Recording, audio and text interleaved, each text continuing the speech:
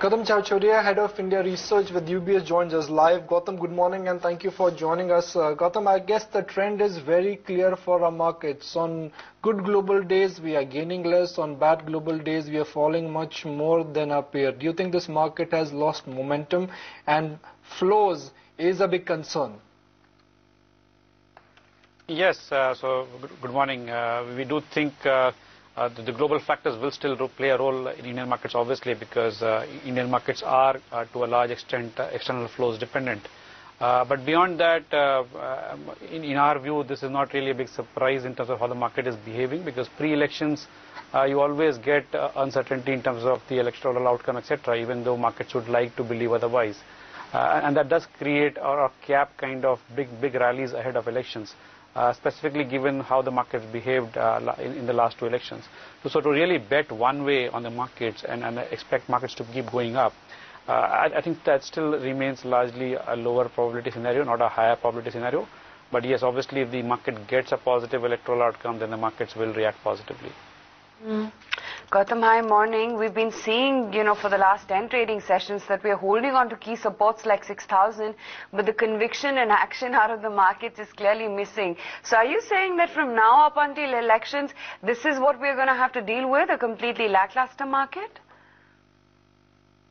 No, you'll still see moves. I don't think market will stagnate at one level. You'll still see moves, but not really like what you saw towards the end of last year. You cannot extrapolate that and expect markets to keep on running. For example, markets touch 63, 6400 levels. To expect another 5-10% move from there, that seems an unlikely scenario in our view. It can still go back up to 63, 6400 if things start turning more favorable, especially on the global macro side, and if the local exit polls gives investors more confidence. But for markets to keep on running. So the point we are trying to make is that it's unlikely the markets will start pricing in completely a positive electoral outcome pre that outcome actually happening. Gautam, what are the kind of sound bites you are picking up from your global clients? What explains the kind of outflows we've seen in 2014? Is this India dedicated or is this largely regional in nature? This is largely regional in nature. In fact, largely GEM outflow, so money flowing out of GEM funds. And again, a large part of that has also been in ETFs and not necessarily in India. In fact, I would even say that from a GEM perspective or a global funds perspective, the sell-off in India has been lesser. And it kind of indicates the hopes which markets has or global investors have out of India post-election. So they're not really willing to put a big negative bet on India despite seeing outflows from a global context. And they're still willing to have some position out here in India on a relative basis to position for that. Just take a look at Tata Motors ADR. I don't know if we can bring that up for you on your screens or not, but the ADR itself shot with gains of 5.6% overnight and at the day's highs, clearly indicating the kind of momentum that you could see on Tata Motors today. Remember the Tata Motors DVR that held out by about 1.7%. Tata Motors, the stock, held out by 1% in an otherwise flat market, and this was all before the earnings. It's a great set of earnings. Gautam, what's the sense that you're getting? Still bullish on Tata Motors, or is it time to profit book in today's rise? Still like the name as far as the view on the stock is concerned. It's not no longer one of the top picks in India per se right now, but within the auto space it remains one of our preferred picks. We still like the stock, and we still see some momentum left in terms of JLR surprising in terms of numbers. But obviously, compared to where the stock was a few months back, the risk reward has become less attractive, but still a buy for us. Let me challenge your thought there. Tata Motors is still very cheap. They've got operating profit margins of 17% plus on a standalone basis, about 14% plus on a consolidated basis. There are no corporate governance issues, and if global economy recovers, this will be the biggest beneficiary. Why is Tata Motor not on top of your radar? It is a buy for us, and we like the stock. When I say it's not a top pick, means from a strategy perspective, it's not necessarily the top 3, 4 or 5 picks at this stage. It used to be till a couple of months back and before the stock rallied. Post the rally, the risk reward has become less favorable in our view. And in terms of valuations, it's a context of how does it compare versus other global peers, not just absolute valuations. Because automobiles and specifically passenger cars is a capital intensive industry. And there are big cycles both in terms of cash flows, capex, as well as in terms of margins. So what we're looking at possibly right now is everything going well for the company. And on those numbers, the valuations are in a broader sense comparable to the global peers. So it's not absolutely cheap in that sense. Gautam, in case you're feeling left out that why we didn't mention UBS call on Tata Motors, well, Gautam, we avoided it on purpose because you've already told us your house call on Tata Motors. Sure. Okay. Gautam, the other stock which I want to discuss with you is Sun TV. You've been hot on that stock, you've been bullish on that stock, but clearly there is no delivery coming from that company. Yeah, so last couple of quarters has been disappointing and behind industry trends. So it has been a negative surprise for us in terms of what they have delivered in last 2 quarters specifically in terms of their ad revenues. And so that has been a worry. But despite that, where the stock is trading at in absolute terms related to its own history and related to its peer group, we still see value in the stock in terms of buying at these levels.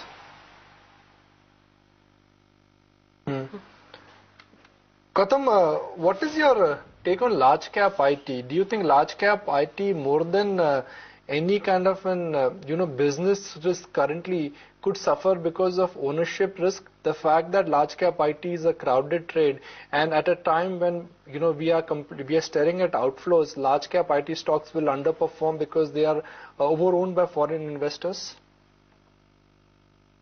To a small extent, possibly. But I don't think that will be a material overhang on IT services space because the underlying fundamentals still remain strong, and that will also play a role. So in a context where flows are weak or you have the overhang of over-owned sector stocks, those sector stocks typically underperform when the underlying fundamentals are not necessarily a positive surprise or are flattish or even negative, which is not the case for IT services. So in the very short term, when you have say 2 days of big outflows out of India, then on those 2 days that sector might get hit, and it all depends on where the outflows is coming from. If it's coming largely from ETFs, etc., it may not necessarily impact IT services. But other than that, no, because we still think that the sector has a lot of room to deliver on numbers as well as surprise positively through the next few quarters. Gautam, you guys at UBS have been pretty strong and vocal about your bullish stance on telecom. What's the call there now? While most analysts in the street are completely, turning their back towards the sector. Yeah, so our telecom analyst still remains very constructive on the space, and that's primarily because, in our view, the spectrum, etc., the concern on the auction would largely come out to be misplaced at the end of the day, because in our view the business case for a new telecom entrant on a greenfield basis does not exist, and pricing based competition to grab a big part of the market has been clearly shown to be not really tenable. Even in 08-09 we saw that, and I don't think even Reliance Jio would like to take an approach of really burning too much capital, because this is not the same market as it was a decade back. There does remain scope for them to be more aggressive in the data space, and that space could see more aggressive pricing environment, and that's the area which could be dampened in terms of the assumptions which the market is making. But on the voice part, which is still the biggest part of the market and earnings, at least for the medium term, that will remain largely unimpacted in our view, and post the auctions are over, you will see this overhang going away, and then the stock should do well.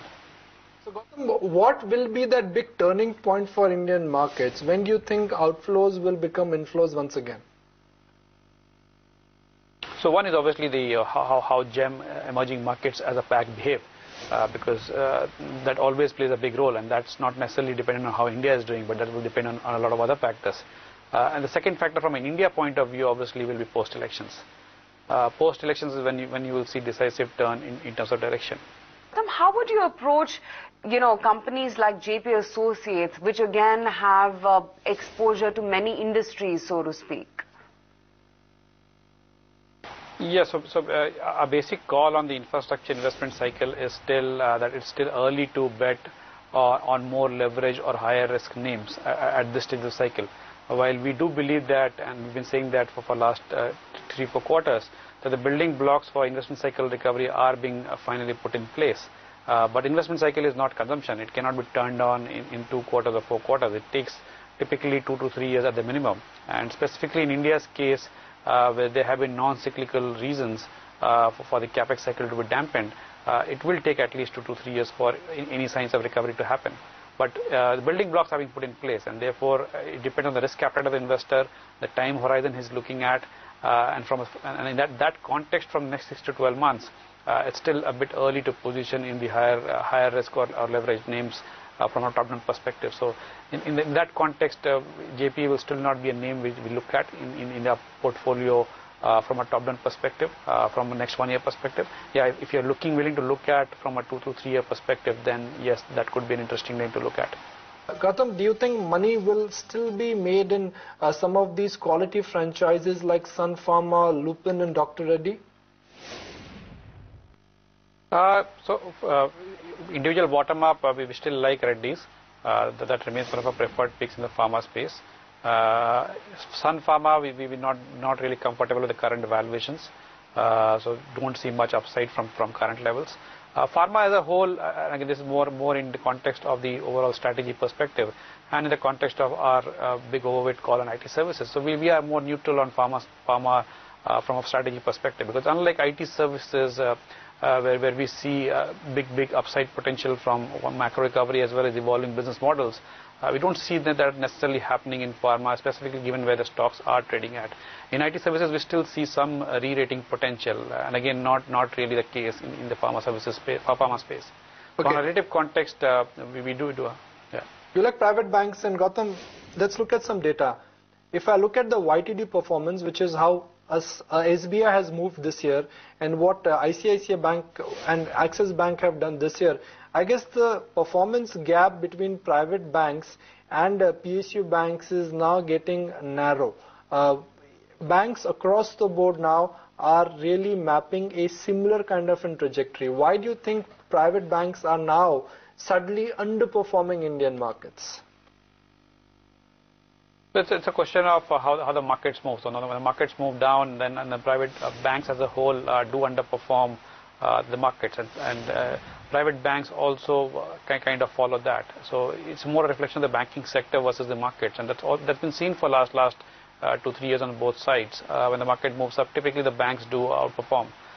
Private banks versus government banks, again, there are two things happening here right now. One is the concerns, which is on the economic cycle, and NPLs holds true for both, and that's not necessarily changed. And secondly, the hopes around post-election scenario is kind of also creating some kind of floor in terms of the government banks coming down a lot more than private banks.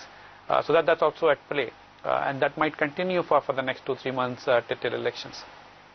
Just want to mark what SKS Microfinance as well is up to, and good call from Ashwini coming in there. In fact, that was his top recommendation as well, and SKS Micro has gotten off to a good start already, latching on or rather lapping up above the 200 mark as well in trade. 201 is where that stock is. Gautam, we've talked about Tata Motors, but what about the rest of the auto basket? Because a lot of people are now getting bullish on names like Ashok Leyland as well, because whenever the economy does recover, names like these would perk up as well. So yes, obviously Ashok Leyland you could even argue it's like a deep cyclical right now. But we do have to see meaningful economic recovery, or at least clearer signs of recovery, because even the downturn has been far more severe than what one initially expected. So in that sense, yes, this turnaround can be also equally sharp. But we have to see meaningful signs of demand or recovery happening before from a top-down perspective, becoming overweight on the CV cycle. From the broader auto space, we still prefer Maruti and Tata Motors. Mahindra is also a name which we have a buy on. We do not like the two-wheeler space where both, in our view, three things are a concern. One is the competitive intensity, specifically given how Honda has been doing and how Bajaj has been losing market share locally, and the signs of pricing pressure. Second is the entire expectation around rural was more a euphoria in our view. It was a positive, but the delta for two-wheelers would have been limited in our view, and that's clearly playing out. And third is even the margin surprise potential, which has been talked about, is not playing out because, as we had highlighted earlier, the input price pressures are a reality, and that will kind of moderate that. And keeping these three in mind, valuations are not really supportive. So we still maintain our underweight call on two-wheelers. But Gautam, you guys, are fairly bullish on controversial names like MCX as well. What makes you have a positive stance in this one? Two simple reasons. One is, as a business, it does have potential, specifically in a developing market like India. Secondly, and exchanges are a good business globally also.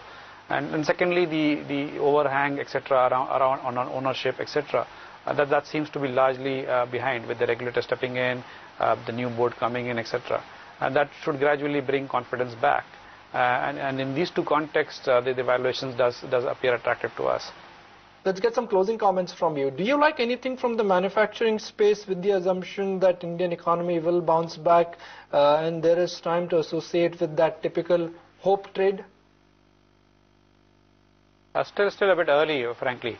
The only name which we couldn't think of is more controversial and more longer term is BHEL, because that's where you have really downtrodden valuations, and that kind of is supportive.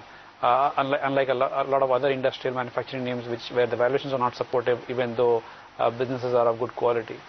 So that's the only name I can think of at this stage. 7% operating profit margins. I mean, operating profit margins are horrible. Do you think the company will ever turn around? So it all depends on how the power sector pans out. If power sector recovers, it will turn around, and we've seen that happening more than a decade back also. So similar kind of trajectory in terms of margins, in terms of earnings, in terms of stock price was seen early last decade. And when the power sector turned around after the tripartite agreement that time, and demand picked up, the company did turn around very sharply.